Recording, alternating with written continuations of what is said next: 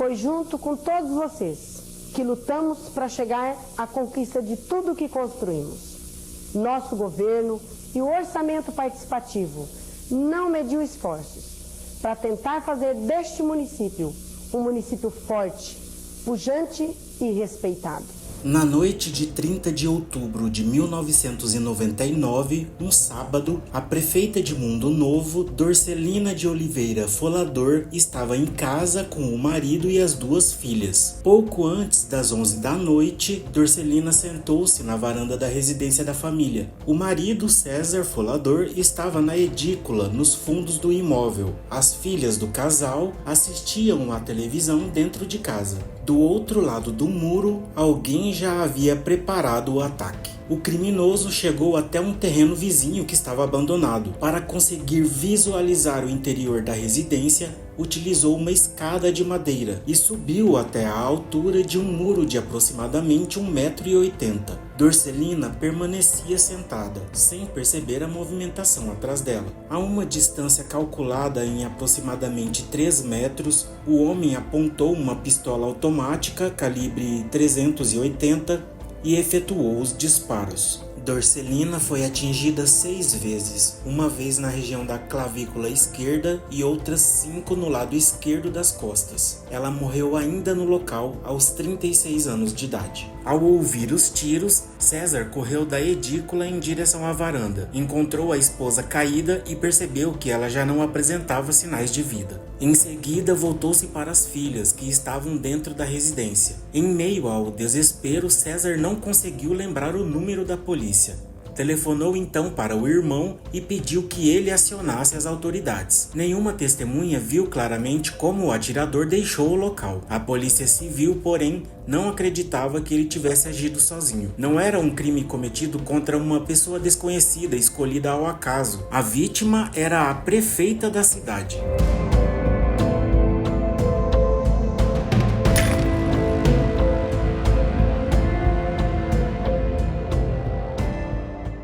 Construir a cidadania do nosso povo, com projetos cidadãos e progressistas, tanto na área urbana quanto na área rural. Dorcelina administrava um município de aproximadamente 16 mil habitantes, localizado no extremo sul de Mato Grosso do Sul, próximo ao Paraná e à fronteira com o Paraguai. Ela havia assumido a prefeitura em janeiro de 1997. Sua eleição representou uma ruptura com grupos que durante anos exerceram influência sobre a política municipal. Durante a campanha, Dorcelina utilizou uma vassoura como símbolo. A mensagem era direta, pretendia varrer a corrupção da administração pública. Depois de eleita, exonerou servidores de confiança de governos anteriores, rompeu com antigos aliados e passou a denunciar atividades criminosas que, segundo ela, alcançavam os setores políticos e econômicos da região. Por isso, nas primeiras horas depois do assassinato, as suspeitas se espalharam em várias direções. A notícia do assassinato rapidamente ultrapassou os limites de Mundo Novo. Naquele primeiro momento, representantes do governo e do partido de Dorcelina declararam acreditar na possibilidade de um crime político, mas descobrir quem efetuou os disparos seria apenas uma parte da investigação. A questão mais difícil era identificar quem desejava a morte de Dorcelina Folador e por quê. Para compreender a quantidade de interesses que se encontravam ao redor daquela mulher de 36 anos, é necessário voltar ao início de sua história. Em 1986, ela participou da criação do Diretório Municipal do Partido Democrático Trabalhista, o PDT. No dia 7 de maio de 1987, Dorcelina participou da fundação do Diretório do Partido dos Trabalhadores em Mundo Novo. Em 1988, aos 25 anos, ela concorreu a uma vaga na Câmara Municipal de Mundo Novo. Dorcelina recebeu 177 votos. O resultado não foi suficiente para elegê-la. Em 1992, Dorcelina voltou a concorrer ao cargo de vereadora. Naquela campanha, recebeu 233 votos, aumentando sua votação em relação à primeira tentativa. Mais uma vez, porém, o PT não havia formado uma coligação capaz de garantir representação na Câmara, e Dorcelina não foi eleita. 2 anos depois, em 1994, ela foi candidata a deputada estadual pelo PT e realizou uma campanha que ultrapassava os limites de Mundo Novo. Dorcelina recebeu 2.783 votos. Também não foi eleita, mas a campanha permitiu que seu nome circulasse por outros municípios e fortaleceu seus vínculos com integrantes do partido em nível estadual e nacional. No final daquele ano, o nome de Dorcelina já era citado como uma possibilidade para disputar a prefeitura em 96. O partido ainda era pequeno em Mundo Novo. Dorcelina, além de mulher e pessoa com deficiência, era uma liderança do MST em uma região fortemente ligada ao agronegócio e às grandes propriedades rurais. Ela também demonstrava resistência a acordos que considerava incompatíveis com suas propostas. Para enfrentar os grupos tradicionais da cidade, o PT avaliou que precisaria formar uma aliança com pessoas conhecidas por setores que ainda desconfiavam da candidatura de Dorcelina. Entre os nomes considerados para compor a chapa estava Jusmar Martins da Silva. Jusmar era conhecido em Mundo Novo. Havia trabalhado em banco,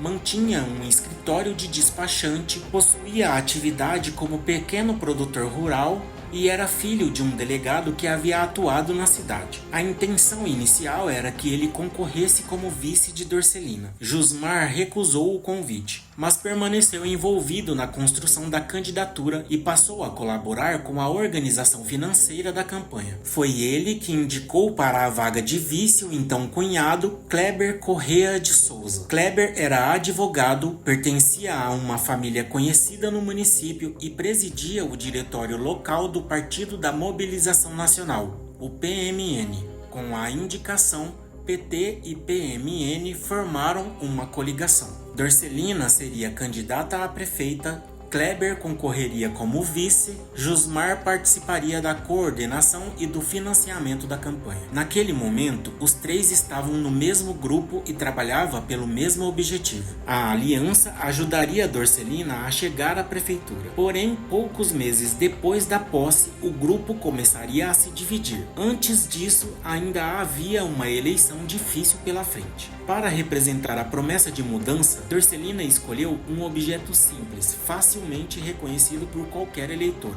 uma vassoura. A campanha prometia realizar uma faxina na prefeitura de Mundo Novo. Dorcelina havia sido ameaçada antes mesmo de vencer a eleição. Segundo ela, pessoas lhe disseram que caso subisse em determinados palanques, não sairia deles com vida. As ameaças também teriam alcançado suas filhas. A candidata já associava sua atuação política à possibilidade de sofrer violência. Mesmo diante das ameaças, Dorcelina continuou participando de comícios e atividades públicas. A eleição municipal ocorreu em 3 de outubro de 1986. Dorcelina recebeu 3.442 votos, correspondentes a aproximadamente 46% dos votos válidos. Ela seria a primeira mulher eleita para comandar Mundo Novo. Nenhum investimento que você faz em educação onera os cofres públicos. Eu acho que todo bom administrador que prioriza a educação como um investimento do futuro,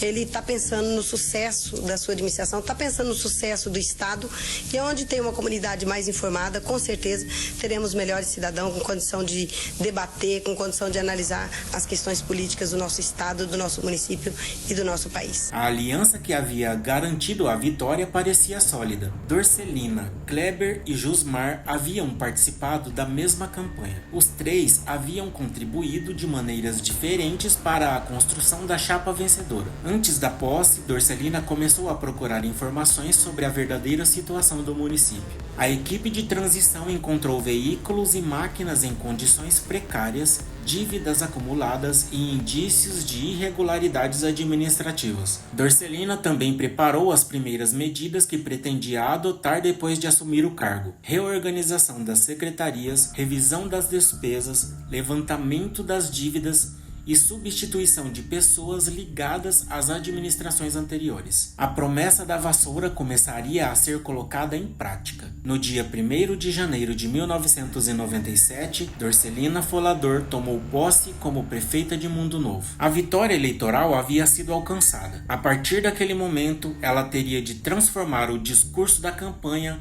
em decisões concretas e cada decisão atingiria interesses que existiam dentro e fora da prefeitura. Os painéis prestando conta nas ruas demonstram a seriedade do nosso governo.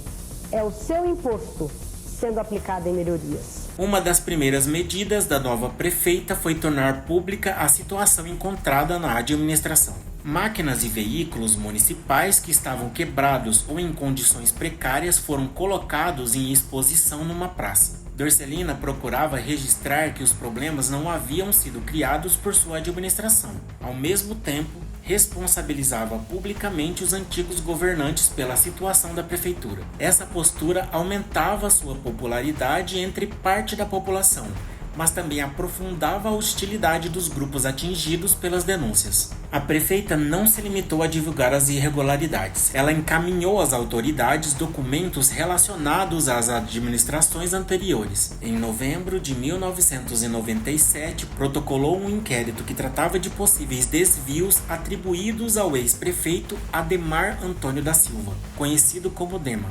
Se cada administrador de nossa cidade tivesse governado com honestidade, ouvindo a opinião do nosso povo, debatendo a forma de como aplicar os recursos públicos, com certeza teríamos feito muito mais por nossa gente. Outra decisão foi realizar concurso público para preencher parte dos cargos municipais. Dorcelina defendia que o acesso ao serviço público não deveria depender exclusivamente de indicações políticas. Os cargos em comissão continuavam sujeitos à livre nomeação e exoneração, conforme permitido pela legislação. Mas as demais vagas deveriam ser abertas a qualquer candidato que cumprisse os requisitos estabelecidos no processo seletivo. A composição do governo também provocou reações. Dorcelina nomeou para algumas secretarias profissionais que não pertenciam aos grupos políticos tradicionais de Mundo Novo. Parte deles vinham de outros municípios. A justificativa era procurar pessoas que ela considerava tecnicamente preparadas e menos comprometidas com as relações de poder existentes na cidade. Para os apoiadores, essa escolha representava o combate ao nepotismo e ao apadrinhamento. Para os adversários e até para alguns integrantes da própria coligação, significava que pessoas que haviam ajudado na campanha estavam sendo deixadas de lado. Essa tensão ainda não havia atingido seu ponto máximo, mas já estava presente desde os primeiros meses do mandato. A avaliação popular, divulgada pouco antes do assassinato, indicava que Dorcelina possuía 83% de aprovação, mas a popularidade não eliminava os conflitos. Cada contratação recusada, cada cargo retirado, cada denúncia encaminhada e cada decisão financeira contrariava alguém. E alguns dos atritos mais graves não envolviam antigos adversários. Eles haviam começado dentro da própria coligação que elegeu Dorcelina. O vice-prefeito Kleber Correia de Souza e o antigo coordenador financeiro da campanha, Jusmar Martins da Silva, esperavam ocupar posições importantes na administração.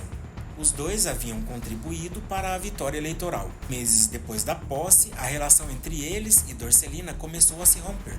O conflito envolveu cargos, salários, indicações políticas, decisões administrativas e acusações públicas. O primeiro rompimento importante ocorreu com o próprio vice-prefeito. Além da vice-prefeitura, Kleber assumiu a Secretaria Municipal de Indústria. O acúmulo das funções gerou discussões sobre sua remuneração. Kleber pretendia receber os valores correspondentes aos dois cargos. Dorcelina não aceitou realizar o pagamento dessa forma. O conflito começou poucas semanas depois da posse. Em 24 de fevereiro de 1997, menos de 2 meses após o início do mandato, Kleber deixou a função administrativa que exercia no governo. Ele continuava sendo o vice-prefeito eleito, mas já não participava da gestão como integrante da equipe de Dorcelina. Pessoas ligadas a Kleber também romperam com a prefeita. A divisão atingiu a coligação e reduziu o apoio político de Dorcelina dentro da Câmara Municipal e entre os antigos participantes da campanha. A relação entre Dorcelina e Jusmar demorou um pouco mais para se romper. Depois da posse, Jusmar assumiu a Secretaria Municipal de Agricultura e Pecuária. Porém, Dorcelina passou a demonstrar insatisfação com a conduta da pasta. Ela começou a acompanhar pessoalmente tarefas que considerava atrasadas ou não executadas. O relacionamento foi se desgastando até que ela decidiu retirar Jusmar do governo. A saída provocou consequências pessoais e financeiras para Jusmar. Antes de assumir a secretaria, ele trabalhava como despachante, administrava uma autoescola e mantinha outras atividades comerciais, e teria fechado parte desses negócios para trabalhar na prefeitura. Quando foi exonerado, ele alegou ter ficado sem função, sem trabalho e publicamente desmoralizado. Também se sentiu humilhado pela maneira como Dorcelina o retirou da administração. Depois da demissão, Jusmar e Kleber estavam fora da equipe administrativa, embora Kleber continuasse formalmente no cargo de vice-prefeito. Ambos haviam passado da condição de aliados fundamentais para a de adversários da prefeita. A personalidade da prefeita também agravava os conflitos. Dorcelina não costumava esconder suas opiniões. Enquanto isso, continuava apresentando denúncias contra administrações anteriores, divulgando irregularidades e substituindo pessoas ligadas aos antigos grupos políticos. A oposição a Dorcelina passou a circular por jornais e cartas distribuídas em Mundo Novo. Os ataques não questionavam apenas as decisões da prefeita. Muitos eram direcionados à sua condição de mulher, à sua aparência, à sua deficiência física e à maneira como exercia a autoridade. Ela chegou a registrar um boletim de ocorrência em 3 de agosto de 1998, afirmando existir documentos destinados a atacar sua imagem pessoal e a colocar em dúvida a honestidade de sua administração. Dorcelina começou a receber mensagens ofensivas e ameaças. Pessoas próximas perceberam mudanças no seu comportamento. A prefeita, que durante a campanha já havia relatado intimidações, passou a demonstrar preocupação crescente com a própria segurança e com a segurança das filhas. Haviam ameaças relacionadas às denúncias contra o contrabando e ao crime organizado, às disputas administrativas e aos rompimentos com antigos aliados, e também conflitos fundiários e adversários das gestões anteriores. Dorcelina estava cercada por diferentes grupos que desejavam afastá-la da prefeitura. E antes do ataque bem-sucedido em 30 de outubro de 1999, surgiram indícios de que alguém já havia tentado matá-la. Nos últimos meses de vida, o medo de um ataque passou a fazer parte de sua rotina. Ela enviou cartas à Secretaria de Estado de Segurança Pública solicitando proteção mais de uma vez e não recebeu resposta. Dorcelina acreditava estar sendo seguida, recebia ameaças por telefone e passou a carregar um revólver dentro da bolsa. A preocupação também modificou a vida das filhas. Ambas passaram mais de anos separadas dos pais, vivendo na casa de familiares que residiam em outros estados. Em alguns momentos, a própria Dorcelina teria deixado Mato Grosso do Sul. Quando a situação se tornava especialmente perigosa, a prefeita viajava a São Paulo e permanecia algum tempo fora, esperando que a tensão diminuísse. Depois, retornava e retomava o trabalho. Ela não aceitava abandonar a política. A atuação ocupava uma parte central de sua identidade. Não ficaram provadas que todas as ameaças partiram da mesma pessoa. A prefeita sabia que estava em perigo e, mesmo assim, continuou morando em uma casa simples, mantendo contato direto com a população e circulando pela cidade para acompanhar as obras e as atividades do governo. No sábado, 30 de outubro de 1999, Dorcelina acordou e iniciou mais um dia de trabalho. Percorreu obras municipais, recebeu amigos em casa, permaneceu com o marido e as filhas. Pouco antes das 11 da noite, as últimas visitas se despediram. Dorcelina voltou para a varanda. Do outro lado do muro, o homem contratado para matá-la já se aproximava da residência. Ninguém percebeu a chegada do homem pelo terreno vizinho. O autor do ataque carregava uma pistola semiautomática calibre .380. Para pular o muro, ele utilizou uma escada. A existência dessa escada indicava que a ação havia sido preparada. Ele precisava alcançar uma posição elevada para visualizar a varanda e efetuar os disparos sem entrar na residência. A aproximadamente 3 metros de distância, o atirador apontou a arma na direção de Dorcelina. Foram efetuados 6 disparos. Um atingiu a região da clavícula esquerda. Os outros 5 atingiram o lado esquerdo das costas. Dorcelina morreu no local, aos 36 anos de idade.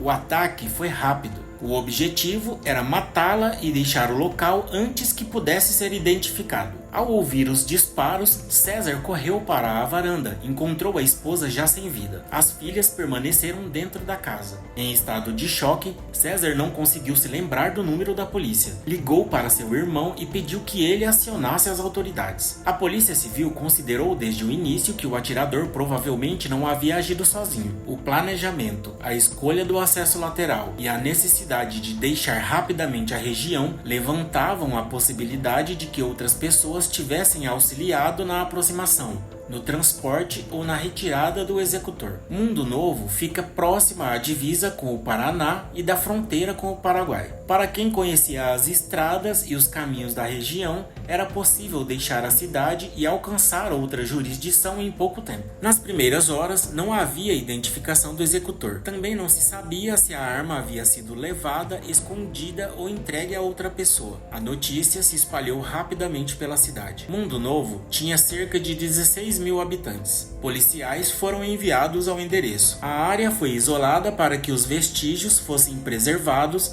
e a posição dos disparos pudesse ser examinada. A escada, o muro, o terreno vizinho, os projéteis e as marcas produzidas pela arma poderiam ajudar a determinar a trajetória do atirador. Também seria necessário reconstruir a movimentação nas proximidades da residência, identificar pessoas vistas no bairro e verificar veículos que haviam circulado pela cidade naquele sábado. Mas o histórico de Dorcelina fazia surgir uma questão muito maior. A quantidade de conflitos tornava difícil estabelecer imediatamente qual deles havia levado ao assassinato. A forma do crime reforçava a suspeita de execução por encomenda. Dorcelina era o alvo. 2 delegados da Polícia Federal ofereceram apoio. A possibilidade de envolvimento de grupos que atuavam na fronteira tornava a cooperação federal relevante. Uma das primeiras informações examinadas dizia respeito a um automóvel com placas paraguaias que teria sido visto rondando a prefeitura naquele sábado. Naquele momento, não havia prova de que os ocupantes do veículo estivessem envolvidos. Mesmo assim, a informação foi considerada importante o suficiente para que policiais brasileiros solicitassem colaboração das autoridades do Paraguai. O carro representava apenas uma entre as diversas linhas de apuração. Outra possibilidade envolvia adversários políticos locais. Mas naquela madrugada, Mundo Novo ainda não conhecia nenhum desses nomes. No dia seguinte, milhares de pessoas ocupariam as ruas e o ginásio municipal para acompanhar o velório. Enquanto a população se despedia da prefeita, a polícia começava a investigação. As primeiras suspeitas apontavam para longe, em direção ao narcotráfico e ao contrabando. Mas a resposta começaria a surgir muito mais perto da prefeitura, entre pessoas que haviam participado da campanha de Dorcelina e ajudado a colocá-la no poder. Enquanto a investigação avançava e as hipóteses se multiplicavam, 2 pessoas foram detidas para a averiguação.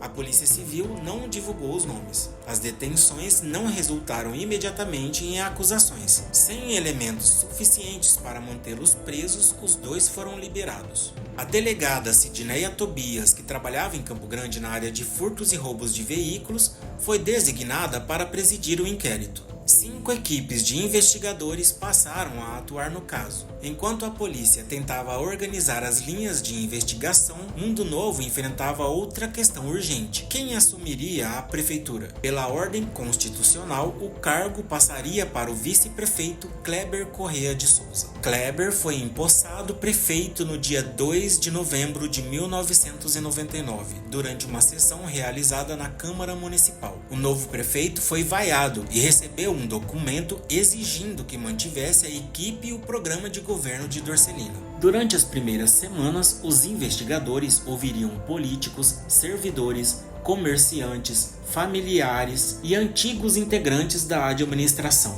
Aos poucos, a apuração se afastaria das hipóteses mais amplas e começaria a ligar o assassinato de Dorcelina a outros crimes praticados por encomenda. Mundo Novo e as cidades próximas possuíam uma rede formada por intermediários, fornecedores de armas, motoristas e executores. E no centro da apuração surgiria o nome de alguém que havia participado da campanha da vassoura, ajudado Dorcelina a vencer a eleição e ocupado uma secretaria dentro do seu governo. No fim de novembro de 1999, a polícia prendeu em Autônia, no Paraná, um homem chamado Manuel José Hidalgo, que era investigado por outros crimes cometidos na região. Durante os interrogatórios, ele confessou ter praticado homicídios por encomenda e revelou que também havia sido contratado para matar Dorcelina, mas não na noite de 30 de outubro. A contratação teria ocorrido aproximadamente um ano antes. Segundo Hidalgo, Jusmar Martins da Silva havia procurado o comerciante Maurício Fernandes da Silva para conseguir alguém disposto a executar a prefeita. Maurício teria feito a aproximação com o pistoleiro. O valor combinado para aquela primeira tentativa seria de R$5.000, com a entrega inicial de R$2.500. Hidalgo afirmou que chegou a ir até a residência para cumprir o acordo, mas encontrou Dorcelina acompanhada de uma das filhas e desistiu da ação. A revelação alterou completamente a investigação. Com o depoimento de Hidalgo, a polícia passou a trabalhar com a informação de que alguém ligado à antiga campanha da prefeita já havia tentado contratar sua morte pelo menos um ano antes. O nome de Jusmar então passou a ser investigado como possível responsável pelo plano anterior que não havia sido concluído. A prisão de Hidalgo também abriu caminho para a descoberta de uma rede muito maior. Durante cerca de um mês, a investigação do assassinato de Dorcelina ajudou a esclarecer pelo menos 5 outros crimes praticados na região. No começo de dezembro, a polícia chegou a Jusmar Martins da Silva, Roldão Teixeira de Carvalho e Getúlio Machado. Quando a polícia passou a tratá-lo como suspeito, Jusmar já havia retornado à prefeitura. Ele foi preso no início de dezembro quando retornava de Campo Grande para Mundo Novo. Policiais o aguardavam em um posto da Polícia Rodoviária Federal, poucos quilômetros antes da chegada à cidade. Segundo Kleber Corrêa, Jusmar teria admitido seu envolvimento horas antes da prisão, durante uma viagem que os dois fizeram à capital para tratar de repasses de recursos. A confissão formal utilizada pela acusação foi registrada durante a investigação policial. De acordo com a Polícia Civil, Jusmar admitiu ter financiado a execução. O valor acertado seria de R$35.000. 20.000 teriam sido entregues depois do assassinato, enquanto os 15.000 restantes seriam pagos posteriormente. Na primeira versão atribuída a Jusmar, a motivação seria pessoal. Ele dizia ter investido dinheiro e esforço na campanha de 1996, acreditando que teria participação importante no governo. Depois de assumir a Secretaria de Agricultura, foi exonerado por Dorcelina e passou a se considerar humilhado, abandonado e prejudicado profissionalmente. Segundo a polícia, esse ressentimento teria levado Jusmar a financiar a morte da antiga aliada. Essa explicação seria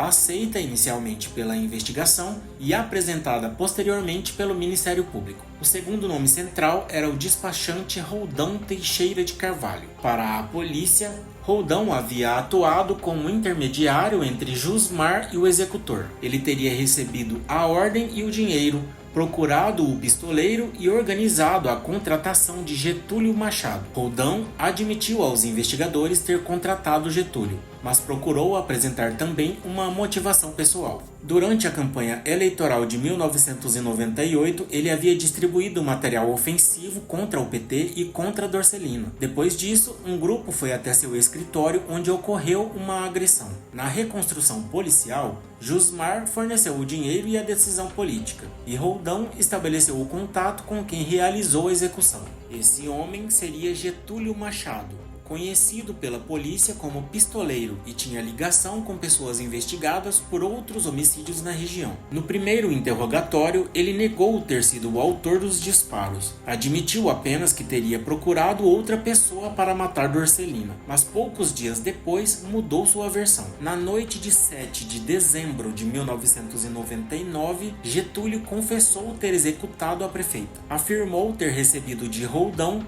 R$20 mil e que ainda teria direito aos 15 mil restantes. Também descreveu a aproximação pela lateral da residência, o uso da escada e os disparos efetuados quando Dorcelina estava na varanda. Poucos dias depois, a polícia prendeu mais 3 homens: Valdenir Machado, irmão de Getúlio, e Ismael Meurer Silveira. Foram localizados em Mundo Novo. Teófilo Stocker foi preso em Cascavel, no Paraná. Com Teófilo, os policiais encontraram uma pistola calibre .380, apontada como a arma utilizada para matar Dorcelina. A investigação concluiu que o assassinato havia sido preparado durante aproximadamente 15 dias. Nesse período, integrantes do grupo teriam observado a casa de Dorcelina e estudado a rotina da família. Segundo a Polícia Civil, foram usados disfarces como peruca, bigode e barba postiços durante a vigilância realizada a partir do terreno vizinho.